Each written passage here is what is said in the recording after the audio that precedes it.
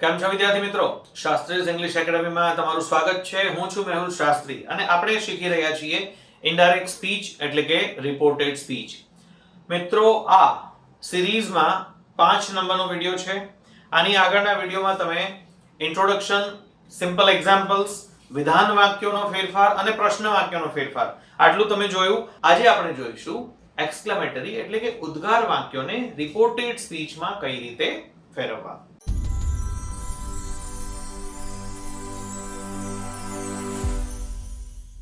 Reported speech exclamatory sentence એટલે કે ઉદ્ગાર વાક્યો.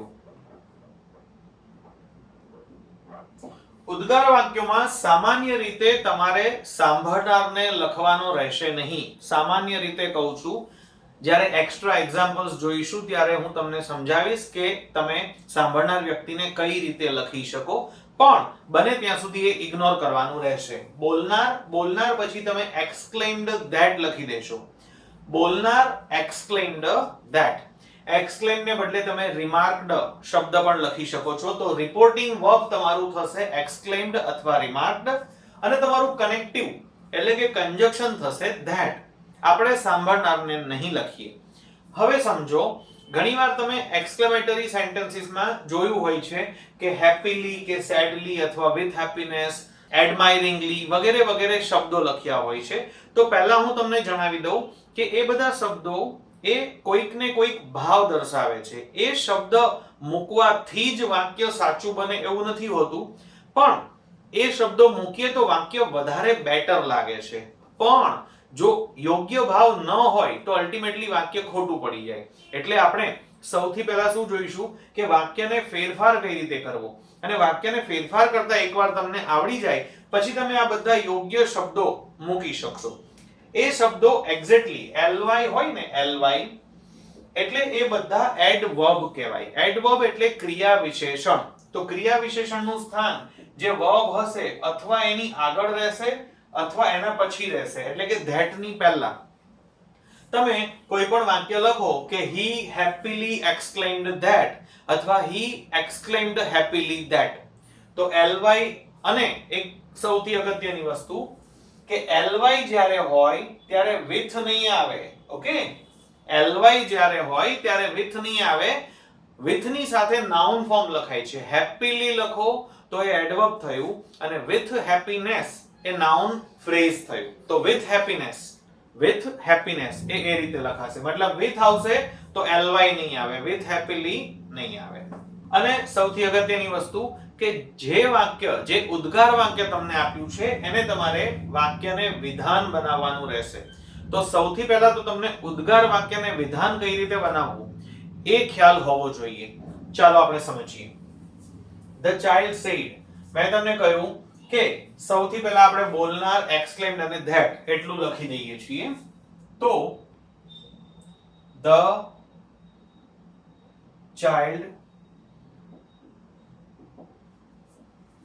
exclaimed that. હવે અહીંયાથી that કનેક્ટિવ મૂકી દીધું. હવે મારે શું કરવાનું છે? તો ઇન્વર્ટેડ કોમાની અંદરનું જે વાક્ય છે એનો ફેરફાર કરવાનો છે. તમને ઉદ્ગાર વાક્યને વિધાન કઈ રીતે બનાવવું એ હું સમજાવું છું. સમજો.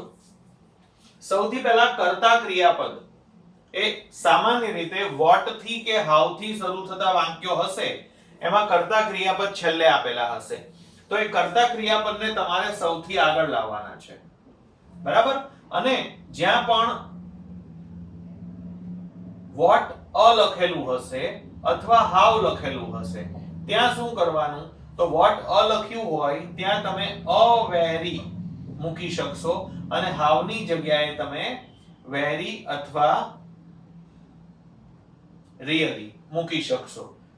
મેં how ની અંદર very અથવા really બંને શબ્દ લખ્યા. ખરેખર તમે what ની અંદર પણ really નો પ્રયોગ કરી શકો, પણ very ની આગળ આર્ટિકલ a અથવા n લખાય છે, જ્યારે really પછી આર્ટિકલ a અથવા n લખાય છે. અને આર્ટિકલ a અને n વાળું ફ્રેઝ એ માત્ર what માં રહેશે, how માં નહીં રહેશે. ઓકે, તો what છે એને બદલે આપણે લખીશું a very. this is આગળ આવ્યું. this એનો ફેરફાર that થાય ઇનડાયરેક્ટ સ્પીચ પ્રમાણે અને is નું આપણે was કરીશું. તો આ ધીસ નું ધેટ અને આ ધેટ એ બંને અલગ છે એટલે બે વખત ધેટ લખી શકાય.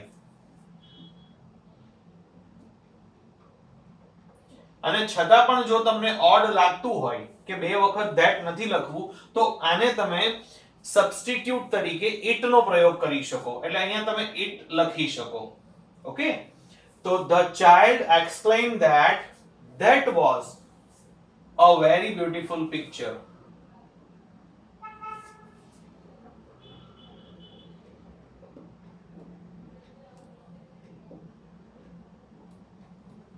અને તમને that odd લાગતું હોય તો તમે it લખી શકો છો. બીજું વાક્ય, the teacher said what a fine dress you are wearing. સુધા, હવે what a એનું તો a very થશે જે તમને ખબર છે. હવે you are wearing, આ you કરતા છે અને are wearing ક્રિયાપદ છે તો આ સુધા શું છે? તો એ સુધા શું છે? ખરેખર જ્યારે તમને કોમા કરીને કોઈનું નામ આપેલું હોય, ઘણીવાર આ નામ છે ને અહીંયા પણ આપેલું હોય, ઘણીવાર આ નામ અહીંયા પણ આપેલું હોય, the teacher said સુધા પછી કોમા હશે અને પછી આ વાક્ય લખેલું છે what a fine dress you are wearing.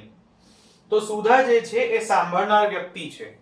સુધા જે છે એ સાંભળનાર વ્યક્તિ છે અને અહીંયા મેં તમને જણાવ્યું કે આપણે સામાન્ય રીતે સાંભળનાર વ્યક્તિ નહીં લખીએ. ઓકે, તો પહેલા તો આપણે the teacher said એને કઈ રીતે મેનેજ કરીશું?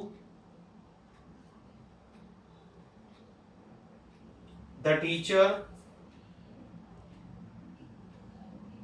exclaimed that. The teacher exclaimed that. હવે આ you કોણ છે? તો એ સુધા છે તો આપણે ડાયરેક્ટ યુ ની જગ્યાએ સુધા જ લખી દઈશું એટલે સાંભળનાર આપણે that ની પહેલા નથી લખવાનો પણ જો સાંભળનાર આપેલો હોય તો ડાયરેક્ટલી એનું નામ આપણે that પછી કર્તા સ્થાને લખી શકીશું. તો અહીંયા હું લખું છું સુધા. એમિઝાર નું was verb થશે. સુધા was wearing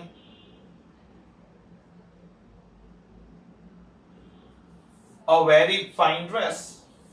હવે a very સારું ના લાગે તો really a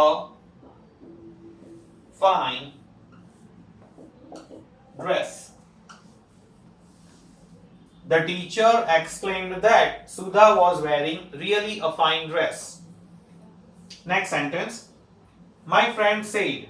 હવે આપણે નિયમ પ્રમાણે સામાન્ય રીતે તમે છે ને કોમા સુધીનું વાક્ય જે રીતે મેનેજ કરવાનું છે એ પહેલા લખી દો એટલે કન્ફ્યુઝન ના રહે.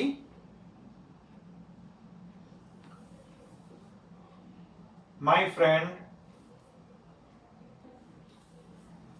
exclaimed that.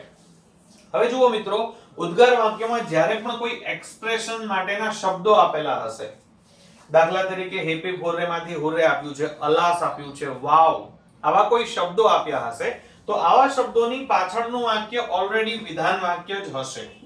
સામાન્ય રીતે આવા શબ્દો પછીનું વાક્ય વિધાન વાક્ય હશે. તો તમારે માત્ર આ શબ્દને મેનેજ કરવાનો છે. તમારે માત્ર આ શબ્દને મેનેજ કરવાનો છે. પાછળનું વાક્ય તમને ઓલરેડી વિધાન આપેલું છે એટલે એમાં આપણે આ પ્રમાણે ફેરફાર કરવાનો નહીં આવે કે કર્તા ક્રિયાપદને આગળ લાવો અને વોટ અથવા હાવ ની બદલે શું લખવાનું છે એ બધું એમાં નહીં આવે.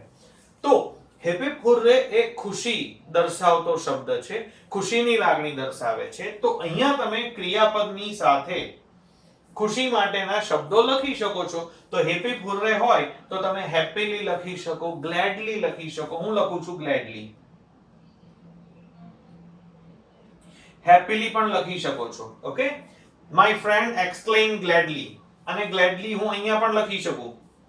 My friend gladly exclaimed that. We લખ્યું છે અને માય ફ્રેન્ડ છે તો વી અને માય ફ્રેન્ડ. માય ની લાઈનમાં ભલે મારો મિત્ર બોલી રહ્યો છે પણ એ મને કહી રહ્યો છે હું ઇન્ક્લુડેડ છું. તો હું ઇન્ક્લુડેડ હોય, અહીંયા માય હોય કે સાંભળનારમાં મી હોય અને પાછળના વાક્યમાં જો વી આવતું હોય તો એ વી નું વી જ રહેશે. એ વી નું વી જ રહેશે. એટલે my friend gladly explain that we have નું થશે had won the match.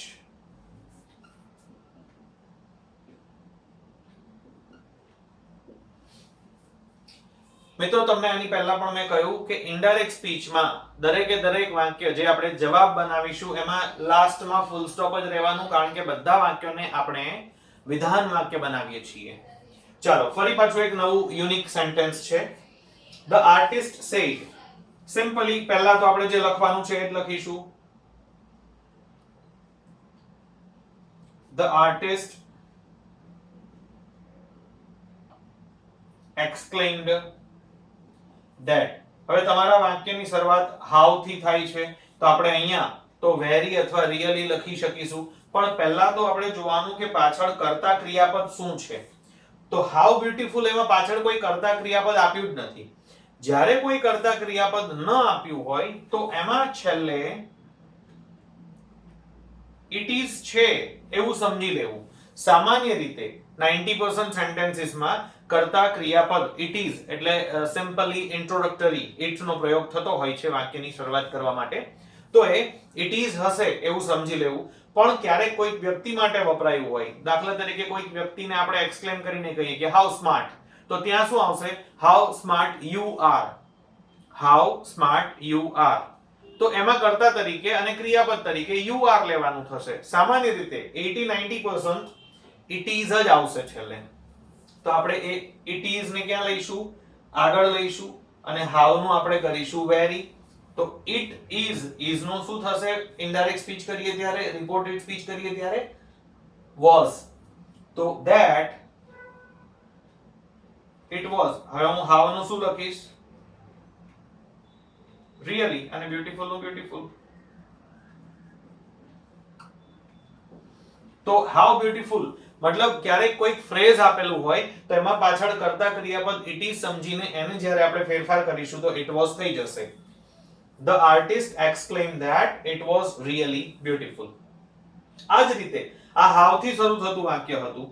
ક્યારેક ક્યારેક તમને what થી શરૂ થતું વાક્ય આપે, what a scene, એમાં પણ પાછળ કર્તા ક્રિયાપદ આપ્યો નથી. કર્તા ક્રિયાપદ ન આપ્યો હોય તો એમાં પણ આપણે it is તો સમજી જ લેવાનું છે.